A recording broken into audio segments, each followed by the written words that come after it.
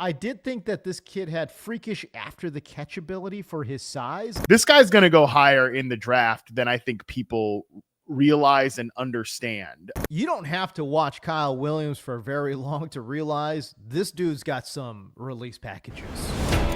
Look at the release. There's your separation. Great route. Stutter and go. Gets by clean. That is unbelievable. Maybe the greatest catch I've ever seen. I wanted to start here with Kyle Williams. He's 5'10", 190 pounds. He ran a 4.440. He's got a 36.5-inch vertical.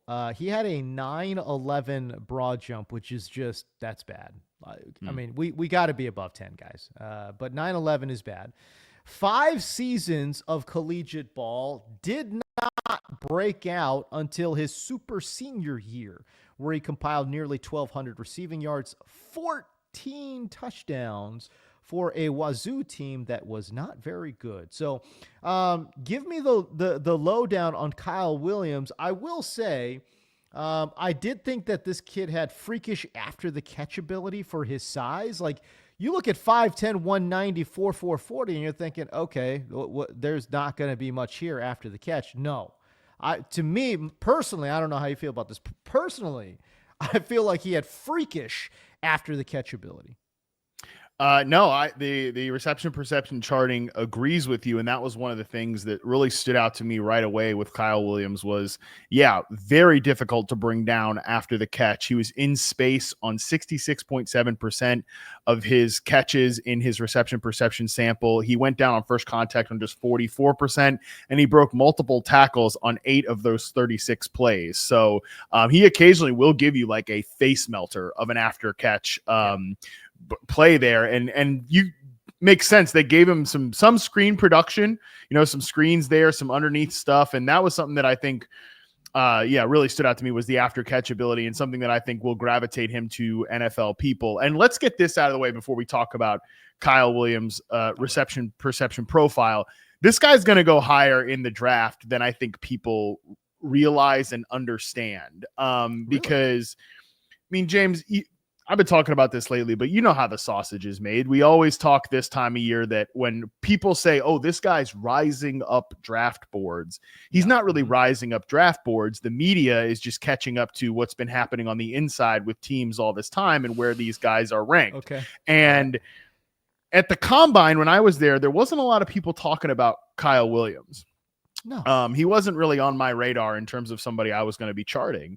I knew I'd had rankings of him and stuff like that. He was kind of, I actually don't even know if he was on my initial list of players to chart. Just looking at people's rankings online.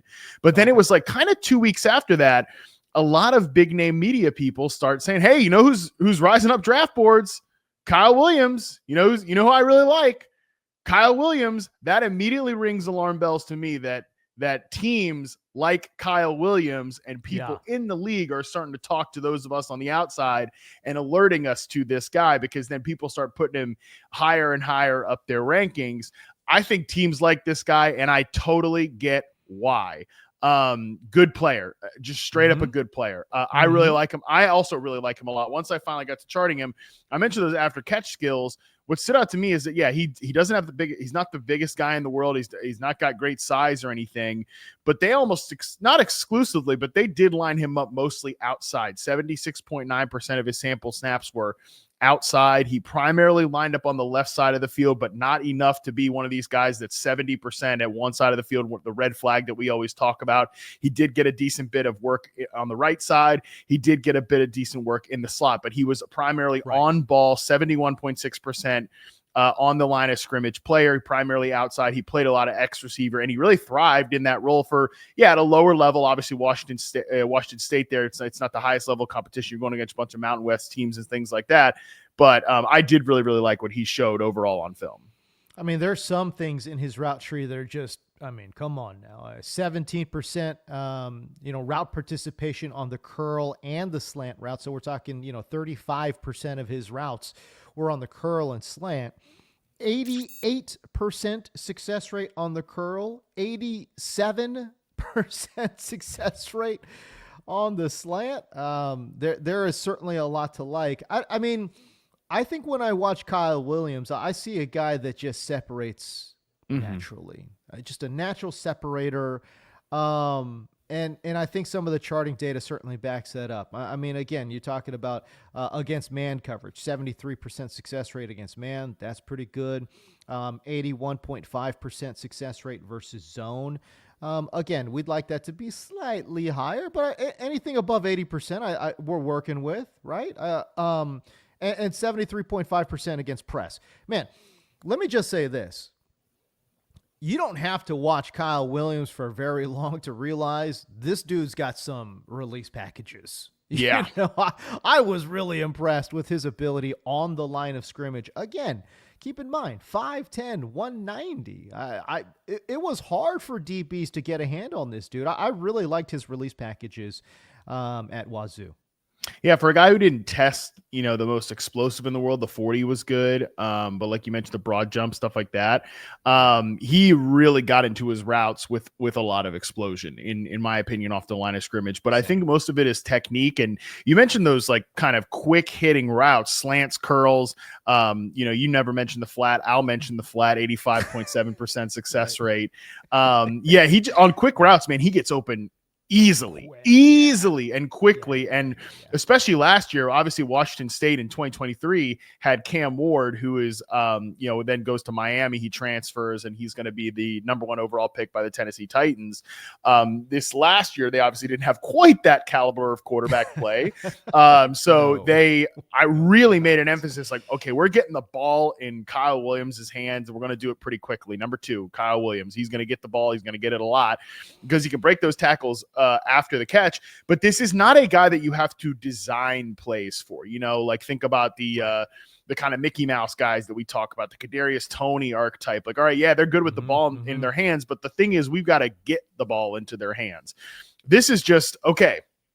We can line this guy up on the backside of plays as that left ISO wide receiver, and he's just going to run a friggin' slant or a curl, and he is just going to get open very quickly against press man coverage, and then we're cooking once we get the ball in his hands. So, like, these guys who are good after the catch but can actually separate, really premium in today's NFL, where you don't have to go out of your way to reimagine what plays look like and go out of your way to design touches. They can just get open in the natural flow of the offense and then can do shit with the ball in their hands. Like, that's a really valuable player. And that's exactly who Kyle Williams is. I know he made a lot of big plays. I guess my one kind of like hang up with him is I thought it's some of the games I watched later, I think the more he played, the better he got at like winning over the top. I think he did kind of struggle to like stack on pure ISO, like go routes and kind of more the deeper patterns. I don't think he's a stone zero there. I just think that's like one area holding him back from being like, honestly, like a clear 1st round player or like a fringe 1st, 2nd round grade for me. And just more of like, okay, this guy's a priority 2nd round pick. Yeah. I will say this too. I don't know where to put this guy's hands because I feel like when the ball is in the air and he has to go get it, right? Like I'm talking over or through a defender. I love the hands. But when the ball is thrown low, I can't think of a prospect in this year's class that was worse at catching like ground balls than Kyle Williams. I don't know what it was, but it just felt like when the ball was thrown low, Kyle Williams could not get down there and catch the football. And in contested situations where the ball is low, and again, keep in mind, you're running that dig route, you're coming back to the quarterback, these short intermediate throws, you can't get the ball up high. Those are called murder balls. Those are hospital balls, right? Like the quarterback's got to throw it low. And in those situations, you got to come up with the football in contested catch when the ball is low. And that's when those were areas where I looked at Kyle Williams and I said, man, this guy really is just, I don't know, for whatever reason, I thought he struggled in that department trying to catch low grounders. Interesting. Yeah, no, I think that's one area to kind of note for him. And I would say his contested catch ability it's okay. Like it's fine. I don't think it's a negative. I think he tracks the ball well. I think you mentioned really well that he just plays a very physical brand of football for a smaller guy. I mean, man, he's competitive. He's as competitive as all get out. I mean, there are times where Washington State's like getting blown out in these games. Like Boise State's a great one to bring up, and he is still like late in the game, hard charging, giving it his all, like trying to make these contested catches and stuff like that. So I do think he fights for the ball really well. Like you mentioned, in the air above the rim. I think we're probably, maybe need a little bit of work there. And that can also just be like quarterback and him, like maybe not being quite on the same page where like maybe he wants that ball here. Whereas like, the quarterback's a little bit of a low shooter. So that's also something that can can be kind of worked out with time. Outbreaking routes too. I thought he was he was really good there as well. That's something to note. Like we've talked about some of these in breakers and stuff like that. But I mean, 10.4% of his routes were out routes and 83.9% success rate. Really, really good. I mean, shoot, this just like runs like a really nice X receiver route tree. I don't know if he's going to be an X receiver in the league because of his size. He probably gets kicked into the slot or probably operates mostly as a flanker. Because as I've always said, like you can be, well, I haven't always said, but I've started to try to say it more, especially with this archetype of player. You can be open, you can win the route, but like how many quarterbacks want to take the throw to the quote open guy, when they're this size, if they're 5'10", running those like, those boundary players. We call this the Elijah Moore rule, like, all right, the guy's open, but like how many quarterbacks other than Joe Flacco want to take the throw? So far through Elijah Moore's career, it's been zero other than Joe Flacco.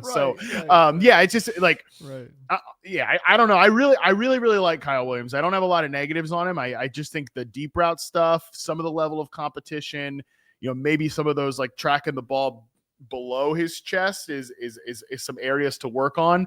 But I have a lot more positives than negatives. Frankly, James, is just, I'm trying to not get, I mentioned Elijah Moore, like this is a type of receiver I've typically fallen for, like really hard, the smaller kind of really good separators. Maybe I'm being like overly cautious with Kyle Williams, but I could see a path for him too, like our guy Jaden Reed, where smaller guy gets open, but he's so good after the catch, kind of gets pigeonholed in that sort of role. So I don't know. I do think he's a good football player, and like I said at the top, I think he's going to get drafted higher than people think. Yeah, he's a natural separator, and I see a very clear path for him to be in the NFL for a while. We're talking about a long time. To me, I think Kyle Williams is a classic like roster space guy that you just want to have on your team. Is he going to be a number one? At that size, his ability to stack defenders over the top, probably not. But certainly a player that I think that you want on your roster. Somebody that could play inside, outside. He's got that versatility. And he's a dog, man. Like he's a dog. Like he's such a competitor. I really like Kyle Williams as well.